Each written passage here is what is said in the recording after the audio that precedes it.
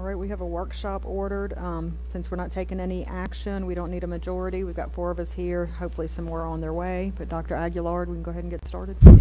Yes, ma'am. Thank you. And members of the board, I think what we would like to do is to talk you through our recommendations, and then we can maybe go back and look at specific agenda items. I met with Mike Hefner recently and asked him to look at our demographic numbers and identify what would be some of the greatest needs for Lafayette Parish, not necessarily today as it relates to facilities, but looking down the road. Lafayette likely needs additional schools, or we need wings built to our existing facilities. So I asked him to really look at our numbers and look at the geographic disbursement of our population and tell me, along with the board now, where we might need new schools 5, 10, 15, 20 years down the road for Lafayette Parish. So what I'd like to do is have Mike walk through some of the sites that have been identified based on the demographics. Okay. Thank you, Superintendent. Good seeing all of y'all today. I hope y'all all had a good Thanksgiving. I'm not sure if your maps are coming up on your screen yet, but it should. There it is. All right. Excellent. This is really coming from observations in working that comprehensive pre-K-12 zone realignments as well as the projections. We had geocoded or located where all you students were for the 2015 school year, the 2016 school year, and I'm just finishing up with your 2017 school year. The numbers are pretty much been running fairly close to each other with regards to maybe some potential issues, particularly on the elementary side. And so that is kind of what this is based on. And again, this is based on kind of what's going on now. Things can change 5 years from now, 10 years, 15 years. But just trying to get a sense of where we might want to take a look at some potential elementary sites. If I got them 1 through 4, so I'm just going to take them in order. If you have any questions on any of them as we go along, let me know. The first one is elementary site 1, and that's going to be in the Youngsville area. And obviously that's because that area has grown and is continuing to grow substantially. Let me get some roads on here for you. This is around the south side. You have Martin B.O. that's in the works right now. So that's helping relieve some of the issues that we were having kind of between that Gillette and Drexel area with our zone plan. So this BO is going to really help carve out and relieve some of that with Gillette, a little bit with Linden, and some with Drexel. This is the draft zone that we had put together probably a year, 18 months ago perhaps, but at least over the last year or so. And it's just a draft zone. It's something that we may want to tune up as we get closer to the opening of that elementary school. But that alone is not going to be enough. As you well know, those schools that area is continuing to grow. So we're looking at an area just south of the Martin B.O., and that would be in basically around this 16th section that we have where Southside is located right now. We own the property, so it's just a matter of siting an elementary school. What you see in the purple is a representative zone that you could draw around that. You can see because of the density of the students, it's a fairly compact zone. If you look at the red numbers below the name, that's your pre-K 5 2016 numbers, and the one in blue is a pre-K 4. As you know, because of some capacity issues and facility issues, we weren't able to do the preferred pre-K 5, 6, 8, 9, 12 grade spans. So in our elementary and middle, we still have 5th between elementary and middle school. So I have both of those numbers on there. Red is pre-K 5 and blue is the pre-K 4. So you see that's about 446 students now, as of 2016. Running just some 2017 numbers, it's up a little bit, but not substantially to the point where that zone wouldn't be valid if we had a school opening up there next year. What it's going to do in 5 years or 10 years, that's just something we're going to have to keep an eye on. But if they continue to grow, then that may not be enough. You may have to take a look at either a larger school or a school located in another site. So that would be the first one. That would be in the Youngsville area. The second one is up there around Prairie area. Because of the popularity of the French immersion program and Prairie being one of the main schools with the elementary French immersion program, but yet still having a zoned school, or having a zone, it's gotten to be real crowded. We've got a lot of temporary buildings there.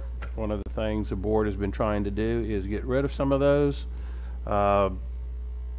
Those zones you can see in the black lines, that's your elementary school zones right now. Prairie right now comes up to Johnson Street. This potential zone would actually look at crossing Johnson Street and helping relieve some of Broadmoor, because Broadmoor is still on a real high end as far as their capacity goes. Just this right here, you're looking at 615 students on a pre-K 5, 417 on a pre-K 4.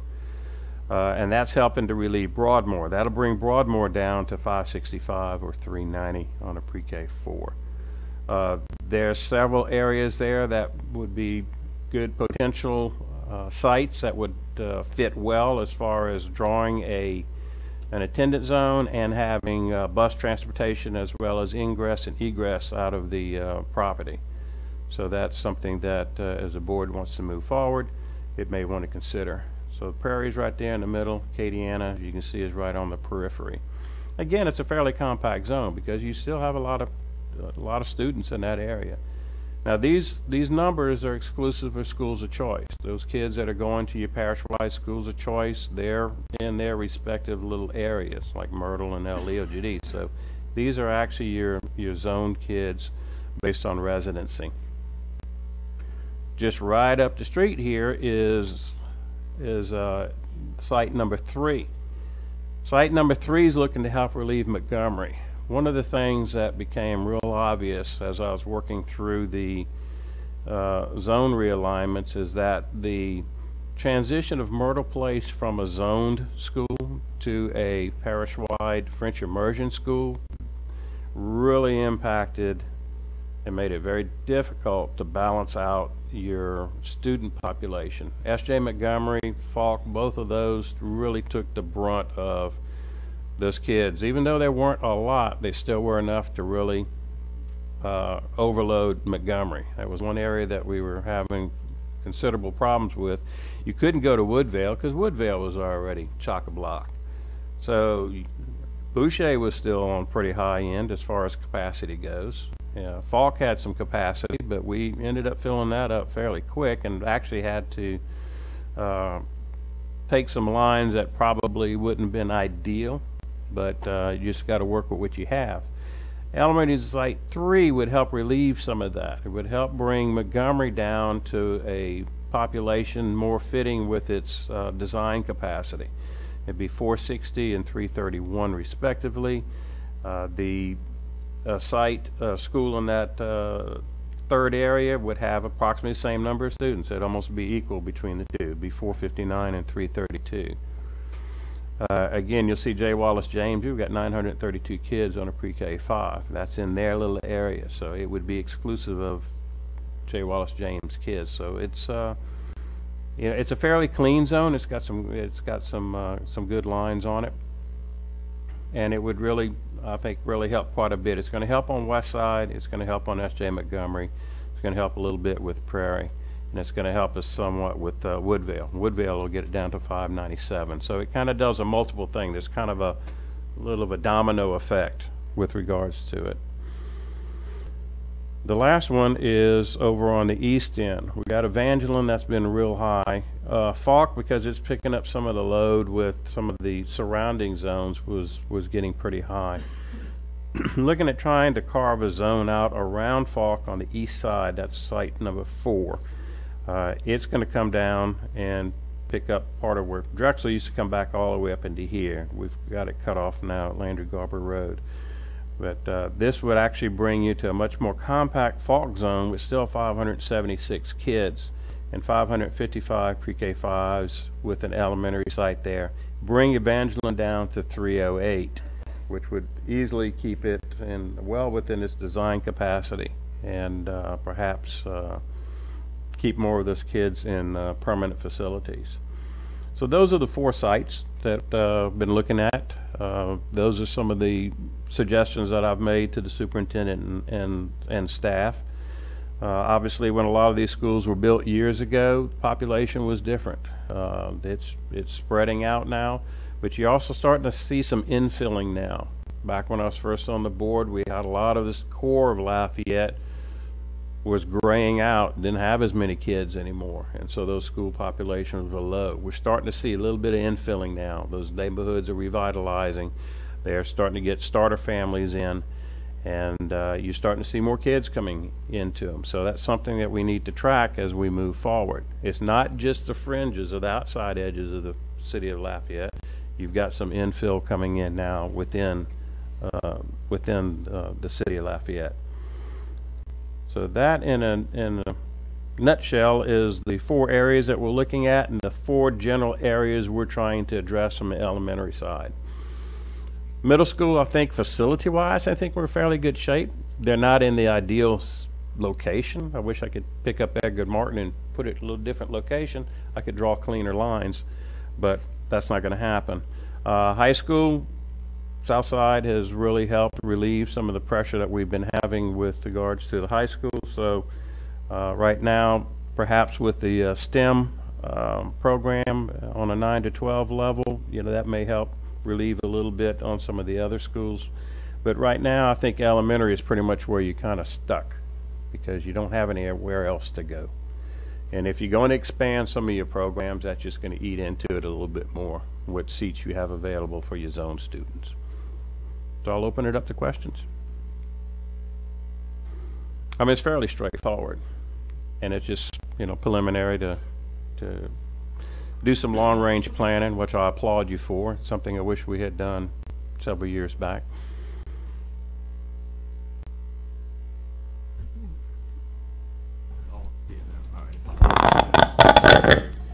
Given the population shift in the Youngsville-Broussard area and instead of growing, what makes you see that the Falk area is going to start to populate more?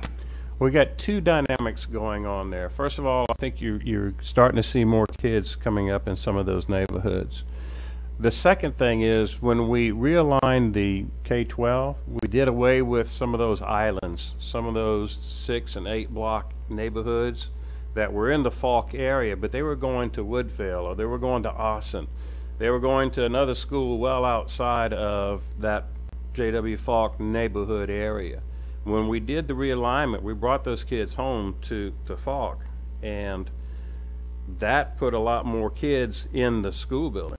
So instead of dispersing them to outside schools, we got them all coming in now to basically their neighborhood school. So those 2 dynamics, you're starting to see more population. You're starting to get the kids coming to the school closest to where they live. So those 2 things is why your Falk numbers are going up. In fact, we had to come back and trim it not long before the finalization of the zones, because the Falk numbers were just going up too high. They were up, like, based on residency, they were over 800 kids, and the facility can't handle that. We also have the issue with Evangeline. So it's between Falk and Evangeline that we're trying to balance that out with the 4th site. Some people say Northside Lafayette's not growing, but actually it is. And you've got more neighborhoods that are on the drawing boards that are going to be coming up. And Northside Lafayette is going to start picking back up with regards to student population. So it's good to plan for it. Not like you're going to build a school there next year, but it's certainly good to have it on the horizon.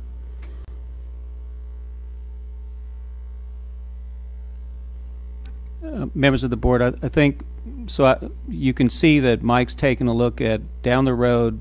Looks like elementary schools would be the greatest need, and we've identified several opportunities for land acquisition by either this board or some future board. If you could go to agenda item 2.2, and open the attachment, there's a listing of projects to be considered by this board. What I'd like to do is, maybe, Matt, are you ready to kind of walk the board through these pieces of property that we've identified? So what we've done is we've identified property that is available for purchase. The 16 section property in South Lafayette, we own that property. That's really not an issue. So on that attachment that hopefully we can get open, you will see at the bottom of that project listing something called land acquisition. The Matt? Yeah, so there's one site, the Prairie replacement site. We've been looking in that neighborhood, and we've located an area of about 22.85 acres off of Domain Road that we feel would be a good site for a prairie replacement. From what I understand, the current prairie site sits on an island in a flood zone, so basically you would have to just tear down that school to build anything there, and it would be iffy to see if you'd have enough space. Also, when Prairie was built, it was out in the country, hence the word prairie. Now it's at a major intersection of the city, which is probably not the best place to put a school. We would look at potentially selling that property for a commercial venture eventually. The new elementary school off the Eros Landry area, we had looked at a site a while back for a potentially new Lafayette High that was about 50 acres. I've talked to the real estate agent. There is about 25 acres that is behind the Cox building that is gives you access to both Eros Landry and Ambassador Caffrey, and some of that is in a flood zone, but we could probably have enough property that's high enough to build the school site on those 25 acres. We're also looking at the 10 acres that is currently behind Karen Crow Heights. That property was set to be developed into a subdivision. That has not happened, and they are interested in selling it for a pretty good price. We'd want to probably pick that up to allow a new Karen Crow Heights replacement to be built while we have the property available. The other set on the east side was property we've located across from STEM currently off of Turlings Road. The property is not currently for sale, but we have contacted the family that owns it, and they are open to selling that property, even though it's not on the market currently.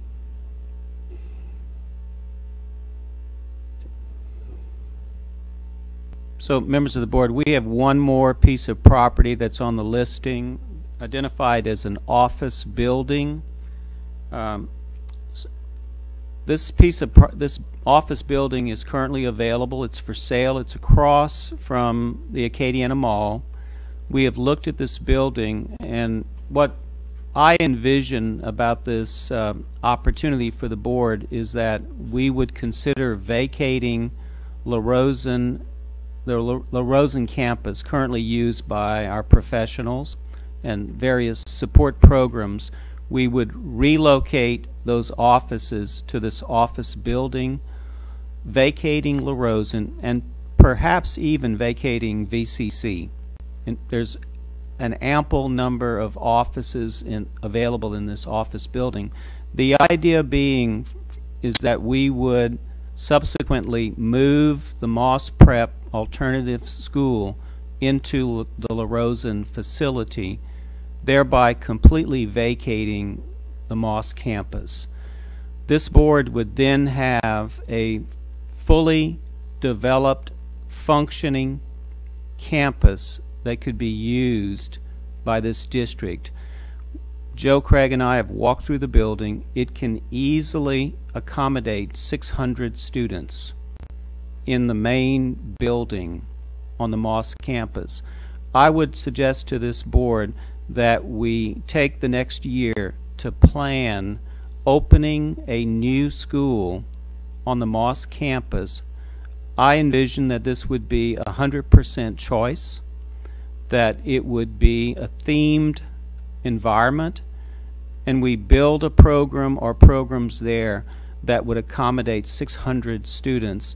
The early thoughts would be that we would make this new school a K-8 school, and the idea being that we might be interested in making it a dual performing arts and a STEAM-based academy. That would help us with L.J. Alamon. This would help us with David Thibodeau. This would help us with the number of seats that go unfilled in our academies.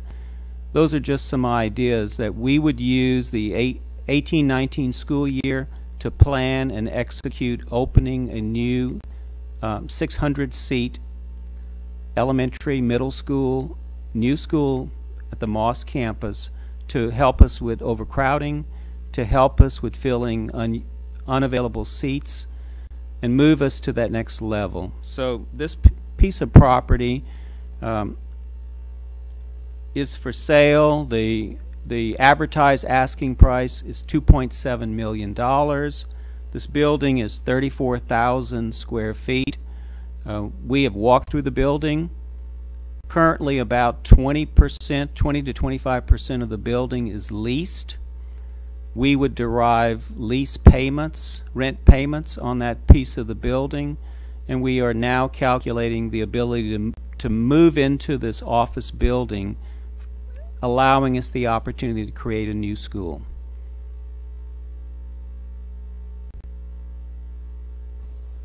All right, I have several questions. So first for you, Mike, out of those 4 sites that you described to us, can you tell us, based on what you anticipate future growth as being the priority that you would put on them? Did you list them in the priority of greatest need based on growth, or did you just list them the way that you added them in? Based on current conditions right now, I would say probably site number 1.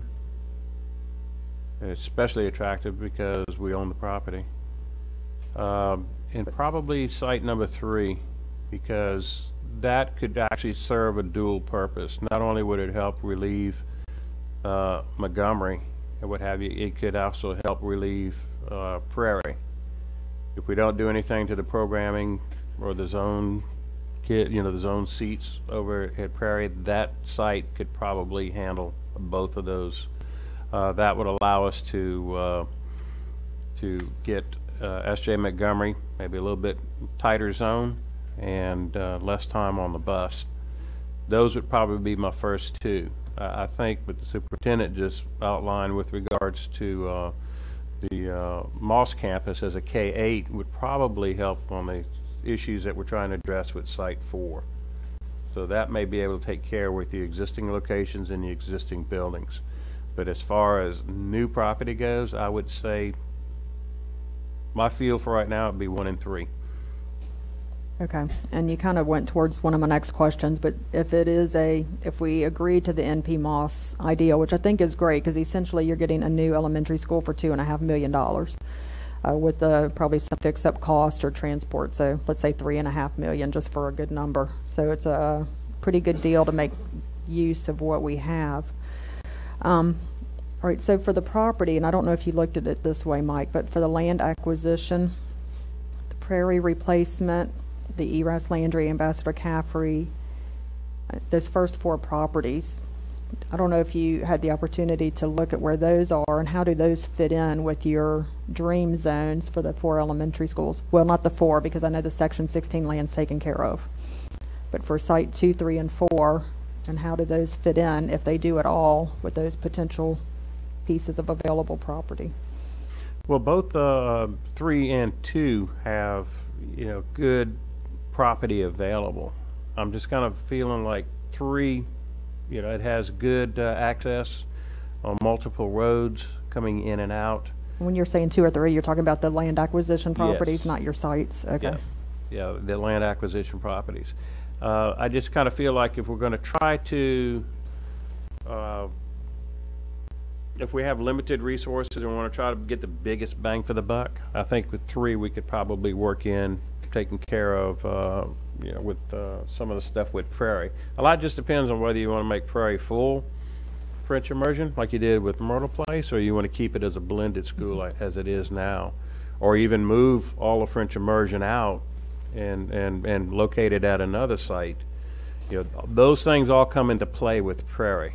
And that's why I'm kind of feeling like if we have those options that we haven't really discussed or thought about or made any decisions on, those would affect how a prairie zone would look. But on 3, that area that we're looking at on 3, we know Montgomery needs some relief. It's putting a strain on the facility. It's going to need some relief. So that 3 would take care of that. Depending on what the board does with Prairie down the road, 3 could help with that. I think it would be I guess you could say more of a centrally sited area that can kind of help on one end on the Prairie. Definitely will help on S.J. Montgomery.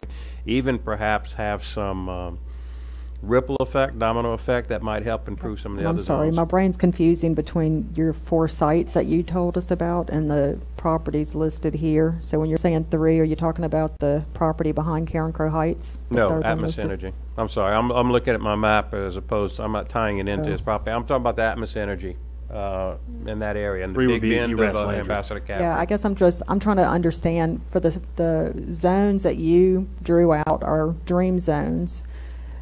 Would you still be able to work around or create new zones if we decided to purchase these properties listed in the land acquisition? Does it still work for those particular areas that you're talking about? I guess I'm not wording my question well. I understand where you're coming from now. They're going to, if the board agreed to purchase these available properties, if we could, are they going to mesh well with the future planning for these 4 elementary sites? Well, I know that Section 16 land does, so I guess for the 3 remaining. Can we get his map back on the screen? Might help us out a little bit. Yeah, And yes, yeah. I understand. I want to make sure that what we're talking about is clear for people who... The only thing I haven't tried building out is a zone coming out of the Karen Crow Heights piece of property, but you've got several schools there that definitely could feed into it and make a nice compact zone that would easily make good use of that site. I don't see any of them being awkward or just kind of out there where you can't get kids to it. All of these, I think, would work very well with regards to it. I know when I've been working through this with staff, they were filling me in on some of their ideas and their plans, and I think it would mesh in very well. It's just a matter of what order you take it and how do you want to move forward with regards to something like Prairie's programming in particular.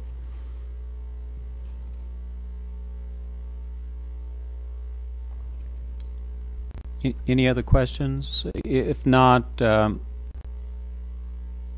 just want to just verify real quick. So the Domain property is in the blue elementary site 2 zone, right? You're talking about this area right up in this area? Yeah. Right up in here. And then the Eras Landry property is in elementary site 3 zone, right? That's right up in this area. Okay. Thank you. And then behind Heights is going to be back up in this area. And then, of course, we know where Moss is. But actually, Moss is a pretty good location. It's located here. And if you're doing that as a full choice, then what you're going to help do is help relieve some of the other schools in that area, which is going to be a big improvement. And, of course, the other site was the across the street from Thibodeau STEM. That's back up in this area right here. But I think all those would really, you could really put in a comprehensive multi-year plan to systematically take these and they could just domino over one into the other. You could really lay it out. You could timeline it very well and probably coordinate it with your bonding capacity. so members of the board, Billy and I really calculated the maximum amount of funding available for the board to consider, and so you guys have roughly the capacity to gather your funds available and have about $49 million available for this this series of projects. If you don't mind, I'd like Billy just to walk through to show you how to get to $49 million, and then we'll end with showing you some possible wing expansion projects.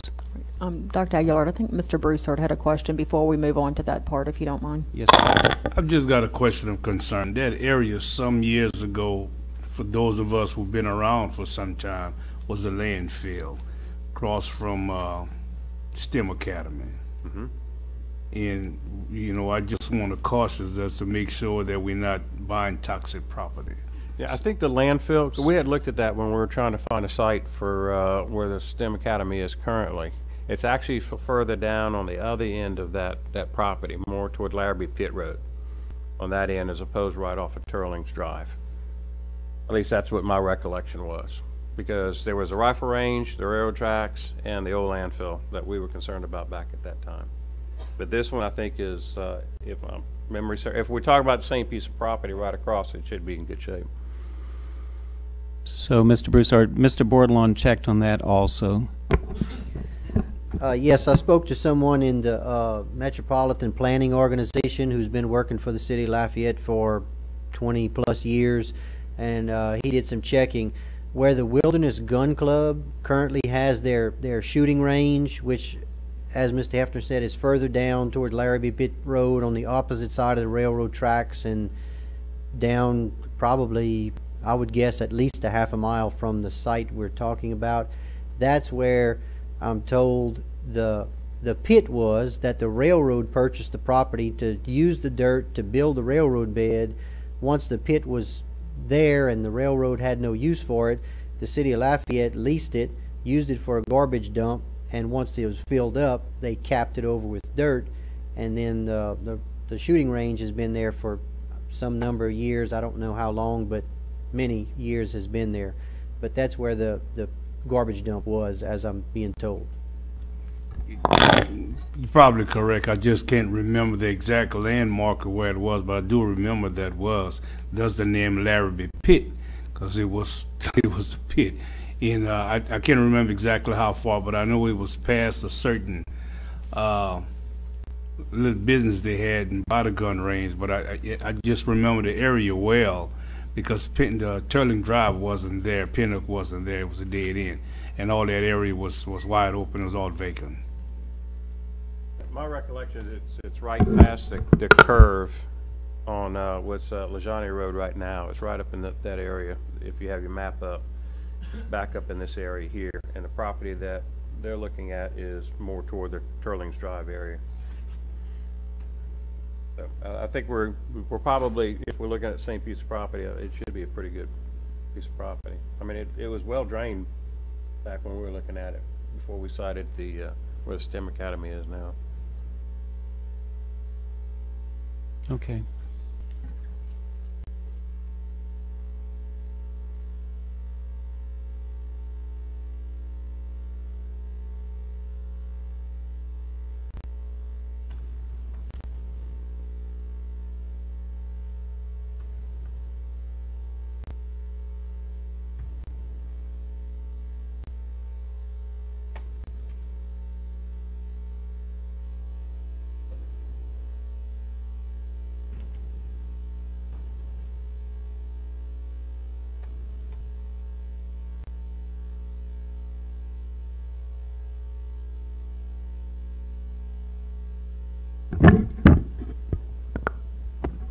Okay, what we did was we took a look at available, what we believed to be available funding options to present to the board, and came up with 3 funding sources that, when you total all 3 together, total to the $49 million of projects that were included on the listing that we just reviewed.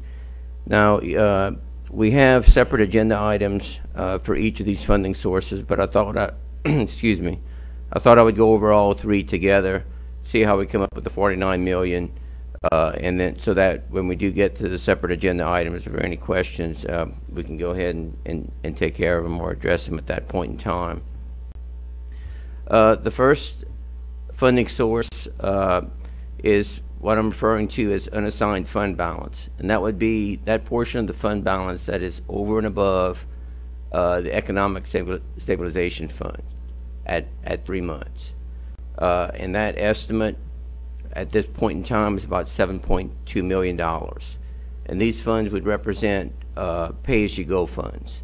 It would not be funds necessarily available for bonding, selling bonds, but by the same token, it would allow us to get started on some of these projects very, very quickly. The second funding source, a little further down, would be if the board were interested in reducing the number of months of operating expenses that we're currently committing to the Economic Stabilization Fund. Policy file DCF currently requires 3 months of operating expenses plus the debt transfers out to debt service.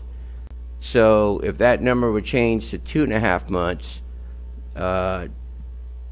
it would free up about $11.3 million for purposes of this conversation for capital projects. And then the third funding source we took a look at was the actual sale of additional bonds beyond those bond sales that we've already discussed. If you take a look at, we would basically need about $22.6 million to get us to the $49 million of projects that we just got through reviewing. That would require a debt service of about $1.4 million annually. We have already set aside $1 million by board action earlier during the year, so we feel comfortable that we could, through our budget process, come up with the other $400,000 to fund this $22.6 million. So you take the three funding sources and sum them up, and you arrive at the $49 million, which coincides with the total of the projects listed on the project listing that we just reviewed.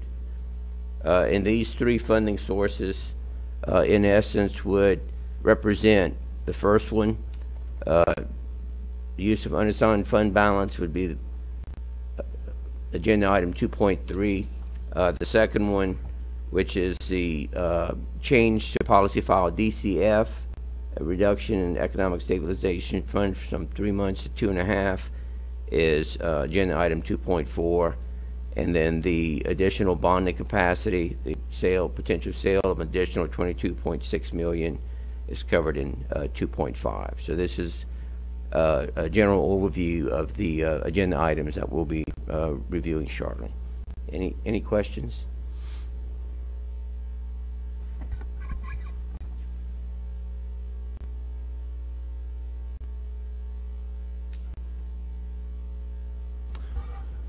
The 8.2 was the audited end of year balance that was in excess of 3 months, is that right? I'm sorry. The 8.2 is already in the budget. It is a starting balance from last fiscal year, and it represents $250,000 that's currently in our self-funded construction fund that's been set aside for these types of projects, and also the transfers that the board approved at the end of last fiscal year, totaling a little over $8 million to the same account in the self-funded construction fund. So we do, in addition to those three funding sources, it would require that $8.2 million that we already have set aside for the purposes of these capital projects. That $8.2 million is included in the $49 million balance. In the 7.2, pardon, I'm sorry, the first yellow item, can we go back to the other? Yes. Whoever's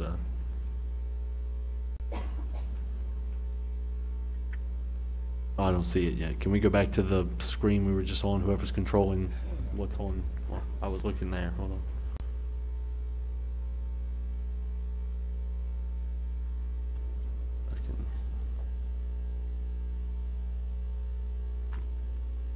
Thank you. Yeah, I'm looking at it now. Okay. I'd been reading it off this screen, and then the screen changed on me. So the 7.2, because it's in yellow, means this has not been approved by the board yet. That is that's the change where we take the transfers out of the calculation of the 3-month? Actually, this is the amount of unassigned fund balance that we're projecting to have available. So, At the end of fiscal year 18? yes. Okay. And it's whether it's 3 months or so in this case, whether it's 3 months or 2.5 months, that number would remain the same, because if we go to 2.5 months, the funds that would be freed up is reflected in the 11.3 million. If that makes sense to you. So in essence, that is the amount that we're projecting to have over and above the 3 months. Did we not already change the policy to where anything over 3 months plus 100,000 goes directly into the line? When I went back to the motion, there was a proposed revised policy that was presented. There was, I believe, a motion that was made, and then a substitute motion that was made to it. And so ultimately where it ended up, based on my understanding, is that we changed the policy file DCF basically to read operating expenses plus transfers out to debt service fund. So as I understand it, as I follow the motions, this is not currently included in policy file DCF. No, I guess my question was, the transfers were clouding my question.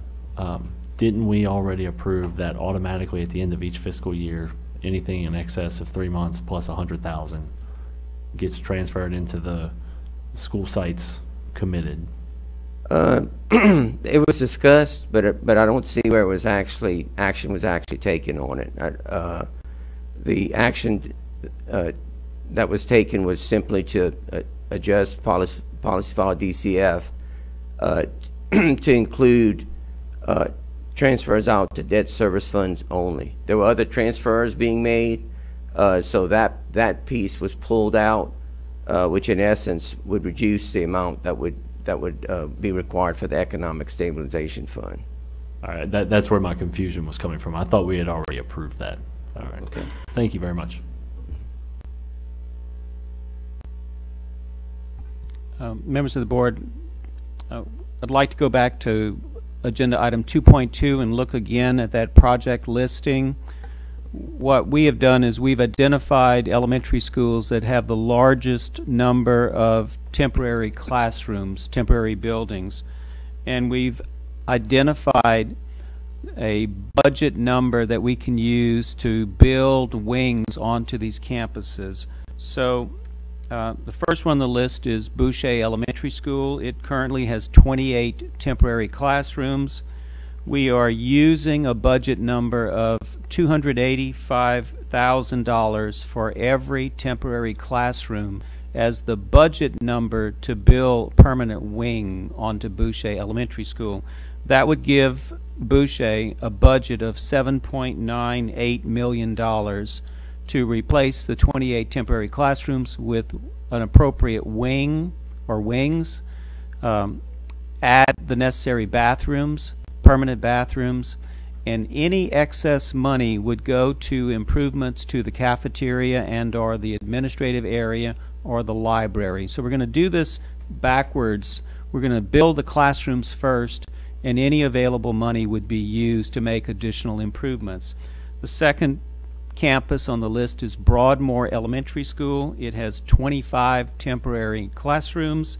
Its budget would be $8.492 million. We would need to deploy a temporary modular classroom setup at Broadmoor Elementary School in order for us to build a permanent wing.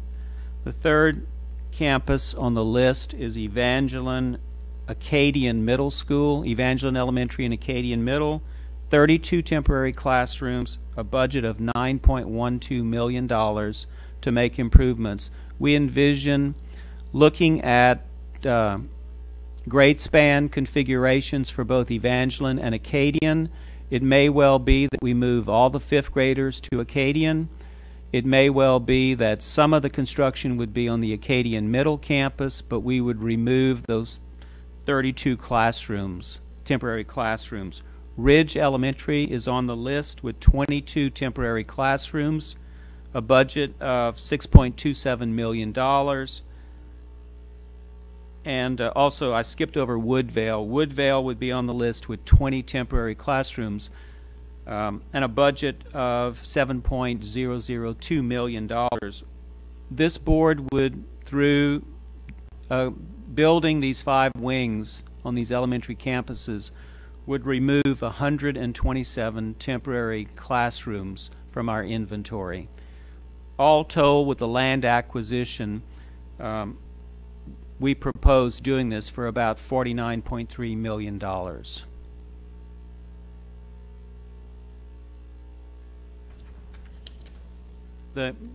Any questions?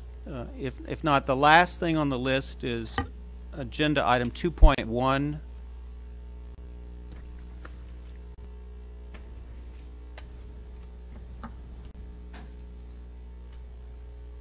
This board had authorized $12.5 million for HVAC improvements to the middle and high school gymnasiums in the district. We came in well under budget through bidding this out competitively.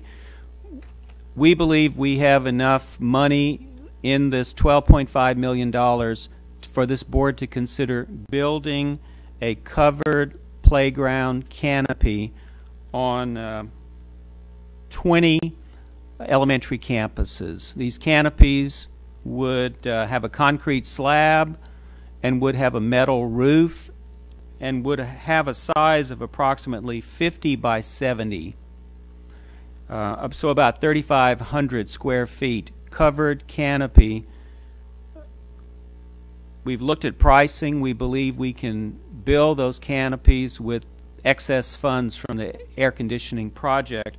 We're also proposing that the board consider air conditioning the La Rosen Gymnasium. It didn't make the air conditioning project listing because La Rosen wasn't a school at the time. But if we move the alternative program to La Rosen, we would want to air condition the La Rosen Gymnasium. So all told, we're giving you a budget of about $2.6 million to provide those covered playground areas for our elementary schools. That would mean every school would have a covered canopy for physical education and things like that. Dr. Aguilar, one question. If the alternative school is in fact moved to La Rosen, what would they use the gym for? Physical education. You might have it's physical education, yeah. Nothing outside of classroom. Physical education. Okay, thank you.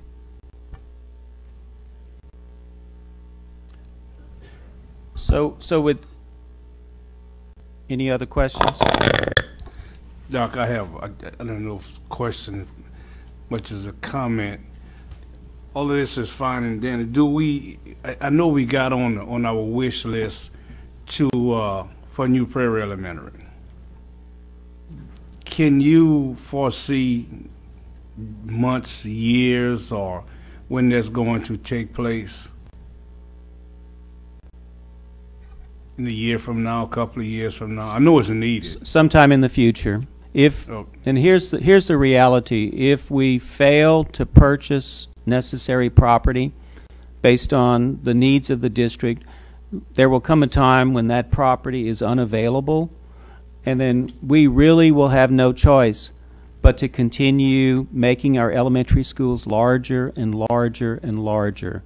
This is an opportunity for this board to secure property that will serve us well for the next 5, 10, 15, 20 years, perhaps. When we will have the money to build a new Prairie Elementary School, I hope the community understands this board has done everything possible to provide for the needs of our children.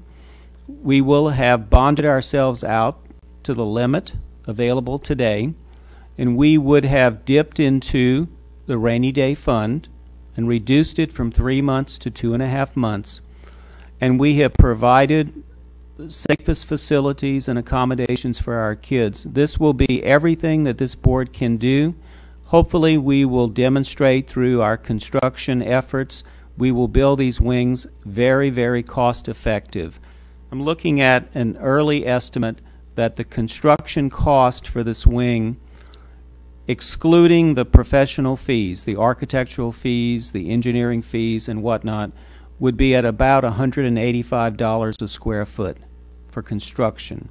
When you add the other FF&E package and the architectural fees and the engineering fees, it equates to an anticipated $209 a square foot for construction.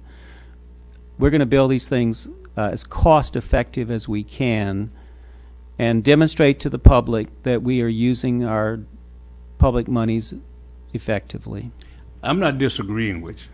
The question I'm asking is that if we are going to add a wing at Alice Boucher, could we include that pavilion into that if we are going to rebuild Prairie Elementary? Could we add that? What benefit do we have if we got this in the near future to build a pavilion and we want to move a new school? For all the ones we want to do as soon as we possibly can we add that to the construction while we're doing the construction, is what I'm asking. I'm not disputing or disagreeing with what we or what you or what we want to do. I'm just asking if we are going to build a wing in Alice Boucher, could we add that project onto that, might save a few dollars in that aspect? That's what I'm asking. So you mean for the 5 schools that are listed as projects, can they roll in or include the $98,000 into that existing proposed budget? It just be some additional work, but it'll probably cost a few dollars less to do it because of doing it all at one time.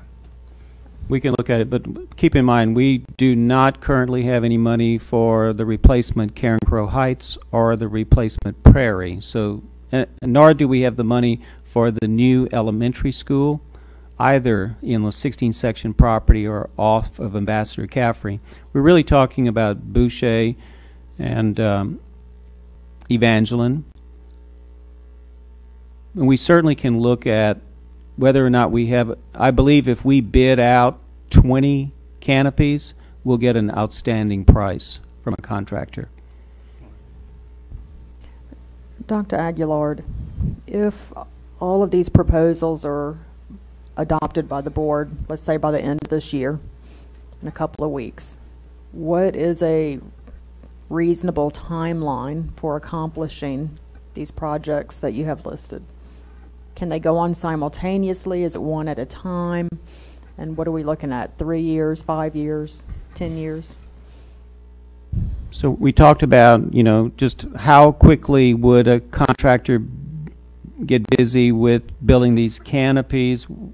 We can bid them out like in groups so that we can have multiple contractors working on this. We're going to try to find, just like the air conditioning systems, we're going to try to find the fastest way to give these canopies to these elementary schools.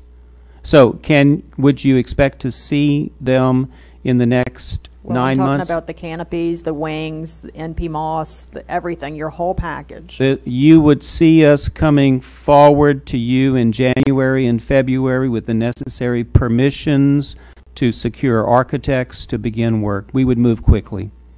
And likewise, to purchase these pieces of property, we would move quickly. In fact, that office building, we would be ready Thursday morning to make an offer to purchase that office building. All right, so it would be reasonable to expect some groundbreaking at the 5 schools with the wings within a year to year and a half? Year and a half, maybe? Yes, absolutely. I would just make a comment that how close is Milton's wing to being open? Next year. August. In construction will continue through June or July or whenever it is. So, and I know building a high school is a little different than building a wing on a campus. You know, it probably took a little more bandwidth than building a wing. But, you know, we're getting the guaranteed maximum price for the performing arts project on Wednesday. Right, and I guess Like my point was little, that it's going to be a quick, if the board adopts it, it's going to be quick, rocking and rolling. Yes, and just quickly. to be clear, Mr. Guidry reminded me, if we bond out, and we've got about $20 million anticipated through selling bonds, we have to expend those monies in 36 months. All right, and optimally, and I think this is what you were saying, Dr. Aguilar, if the board takes these actions to use what we have, which is one of the things that the opponents to the proposed tax instructed us to do, then in the future, the board sitting at that time will be in a better position to go to the public and say, look what we've done. We listened to you. We've done what you asked us to do. You can trust us. And then you present a new tax proposal for those new schools like Prairie and the new one in the south. Yes, ma'am. That's my hope, that we are spending the money efficiently, and we're demonstrating that we're very, very careful with the public dollars.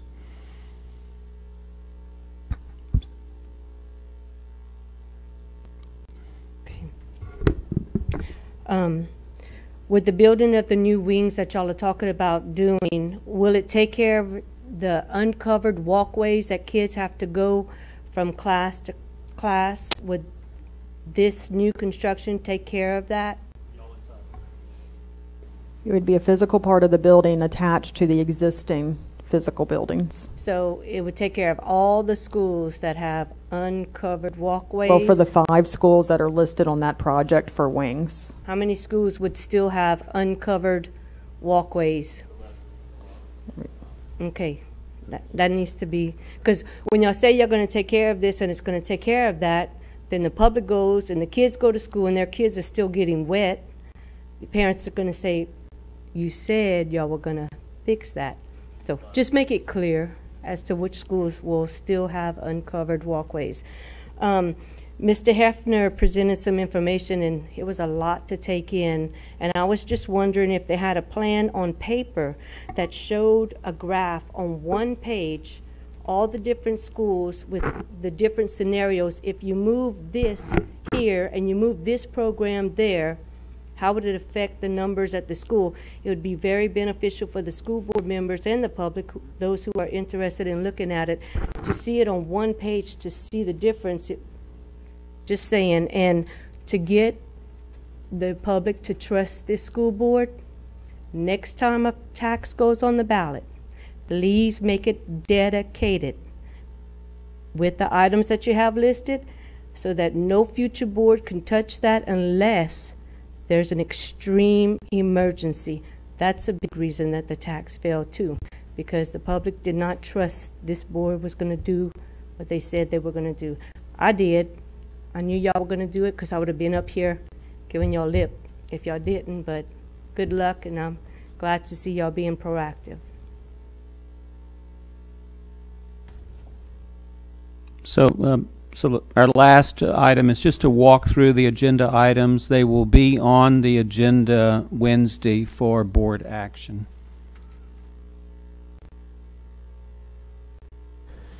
Okay, agenda item 1 is basically reallocation of existing funds, excess funds from the HVAC gymnasium projects to these covered play areas and the HVAC gymnasium project at La Rosen. Agenda item 2.2 is a listing of project additions for consideration of being added to the 138 to 140 million plus project listing that has already been approved by the board. And then these project additions, the funding sources for them or potential funding sources for them are included in agenda item 2.3, commitment of unassigned fund balance. Basically there, the motion that the board would be entertaining would be to commit that portion of fund balance, the referenced as unassigned fund balance, over and above that is needed to satisfy the economic stabilization funds, would be committed for capital projects. So that would basically take a simple majority vote. Agenda item 2.4, revision to policy file DCF, fund balances. This relates to the discussion we had concerning the economic stabilization funds and changing the currently required 3 months of expenditures plus transfers out to debt service to 2.5 months of total expenditures plus debt transfer plus transfers out to debt service. That would require a 2/3 vote in order to affect that change. And then agenda item 2.5 relates to the additional bonds that we have capacity to sell, and depending on the timing of this, this is what could occur. So that would simply require a majority vote as any other vote would. But what we have coming up at the December 13th meeting, well, the meeting on Wednesday, is we have the need for a bond sale to fund some of the projects that are already started. What we've been doing is we've been fronting those funds through our cash reserves, and we're at a point where we need to actually sell the bonds so that we can reimburse ourselves, the school district, for the funds that it has paid up front, and at the same time have the funds available as these projects really ramp up, because we're getting in into construction phases on some of these, and that's when the construction draws start coming in, and the need for these bond proceeds really ramp up.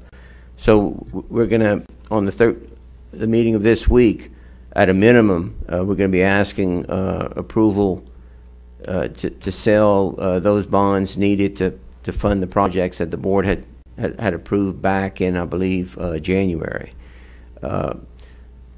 So if this particular agenda item were to be successful on Wednesday evening, just as an information item, I'm sharing this with you, I would recommend that we would add that to the $39 million, make it one bond sale, because we would, in essence, would save the issuance costs. Ultimately, what happens there is whether you have a $20 million bond sale or a $100 million bond sale, there's not much difference between the issuance costs. You have to go through the same legal process. So you're issuing a lot of the same documents. So where the dollar value comes in is basically the broker fees that you're paying to the underwriter.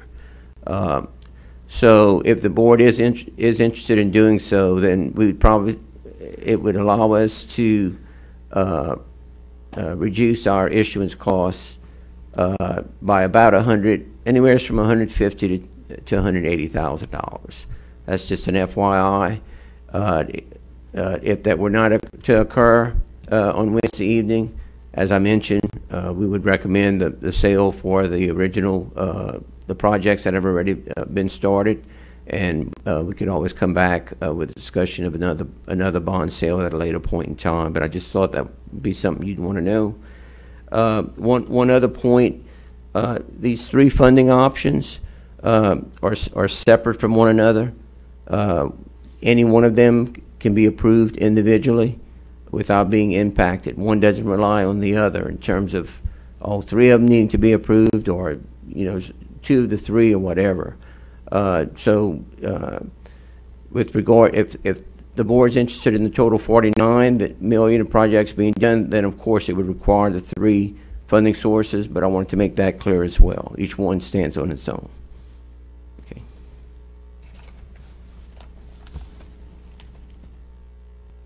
right, Dr. Aguilar? That's it. That, in a nutshell, is what we are asking you to consider Wednesday night. Thank you. Thank you. All right, then I'll adjourn the meeting.